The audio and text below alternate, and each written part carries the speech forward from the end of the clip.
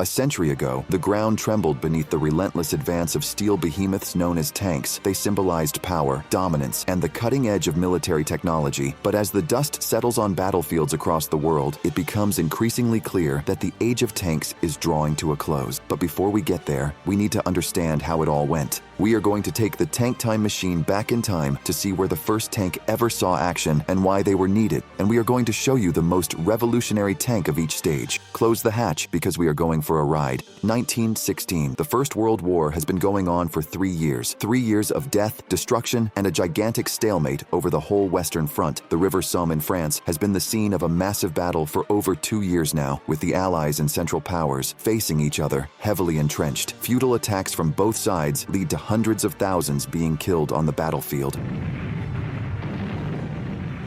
To break the stalemate, the British invented something that would change the battlefield forever. Inspired by agricultural tractors, the British came up with a chain-driven, armored vehicle, the Mark I tank. The Mark Y made its combat debut on September 15, 1916, at the Somme. Clanking and lumbering across the scarred landscape, these early armored vehicles brought hope to the soldiers trapped in the quagmire of trench warfare. They were designed to break the deadlock of trench warfare by driving over enemy trenches while giving support to the infantry that followed. One can only imagine the thoughts of German soldiers as they heard the squeaking and clunking sound of the tank tracks. With their thick armor and powerful guns, tanks spearheaded the offensive and broke through enemy lines with unprecedented force. Their 2 6-pounder guns and several machine guns blasted at everything that was in their way. But they were also very vulnerable due to mechanical issues and their terrible slow speed of only 6 kilometers per hour. Once isolated, they were easy prey for infantry who would climb on top of them and throw grenades through ventilation shafts or to heavy artillery that would bombard them to pieces. But the Germans were coming with their response to this behemoth. After intensive development and testing, the Germans launched their tank, the A-7V, a real land battleship. Housing a crew of up to 18 men, this tank could reach a top speed of 15 km/h and was armed with a 57mm gun and 6 machine guns. But besides being this huge and heavily armed, its success was meager. Breaking down constantly and making it a perfect target for Allied artillery, it still gave German engineers valuable lessons, which they would implement into their tank design during the interwar period. The development of tanks during World War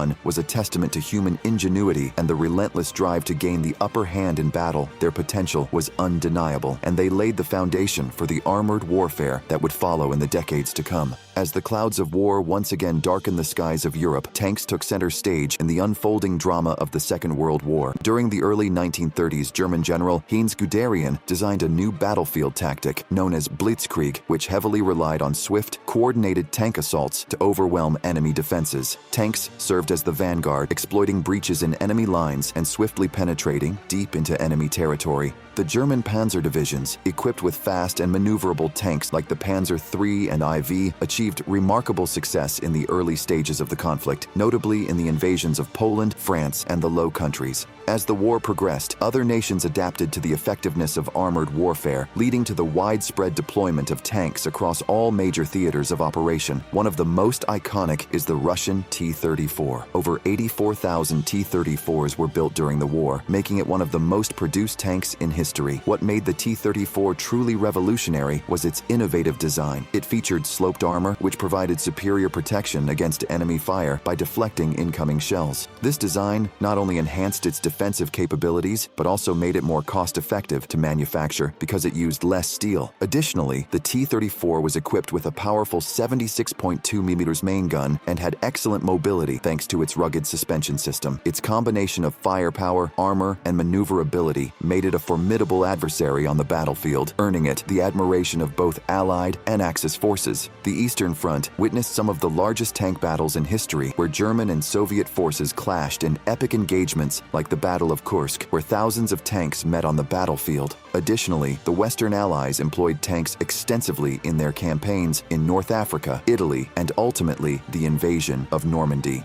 Meanwhile, the latter stages of the war saw the emergence of super-heavy tanks like the Soviet IS series, the US M26 Pershing, and the German Tiger II and Panther tanks. These formidable machines boasted thick armor and powerful armaments designed to counter increasingly well-equipped adversaries and fortified positions. These armored vehicles became synonymous with military might and battlefield supremacy. However, even as tanks dominated the land battles of the war, cracks began to appear in their armor, and these cracks would come from the air. As the Gulf War erupted in the deserts of the Middle East, a new era of warfare dawned. While the Americans fielded the mighty M1 Abrams tank, which is still in service today, precision airstrikes and advanced guided munitions supplanted traditional ground forces as the primary means of achieving military objectives. Tanks, once the kings of the battlefield, found themselves increasingly threatened in the face of overwhelming air power. Iraqi armored divisions, heavily reliant on tanks such as the Soviet-designed T-72s and older T-55s, found themselves exposed and outmatched against the precision strikes launched by American and Allied aircraft. The coalition's air superiority allowed for relentless airstrikes on Iraqi tank formations, targeting both individual vehicles and supply convoys.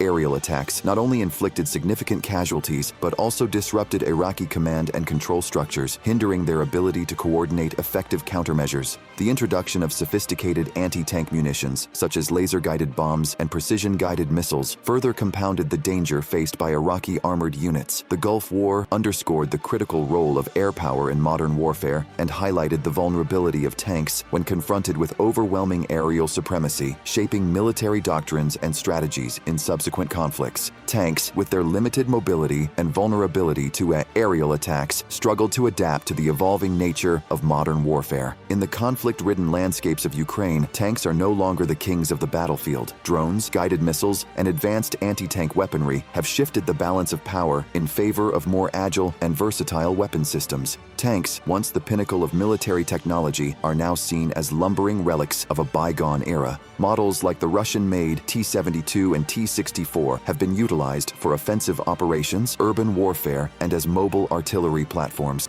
However, their effectiveness has been challenged by a combination of factors, including the widespread use of anti-tank guided missiles (ATGMs) by both sides, as well as the presence of modern anti-tank weapons supplied to Ukrainian forces by Western allies. Ukrainian troops have employed tactics such as ambushes and hit-and-run maneuvers to exploit the vulnerabilities of tanks, which are often susceptible to attacks from concealed positions or when operating in urban environments. The ongoing conflict in Ukraine serves as a stark reminder of the challenges facing traditional armored warfare in the modern era. Drones armed with precision-guided munitions can strike with deadly accuracy, bypassing the thick frontal and side armor and defensive systems of tanks, with the result of the first M1 Abrams tank recently being destroyed in combat. Guided missiles, capable of targeting armored vehicles from long distances, also pose a significant threat to the survivability of tanks on the battlefield, but also household drones armed with bundled grenades have a chance of destroying or at least putting a tank out of action, and the cost-effectiveness of these drones is extremely high compared to a tank that costs millions of dollars.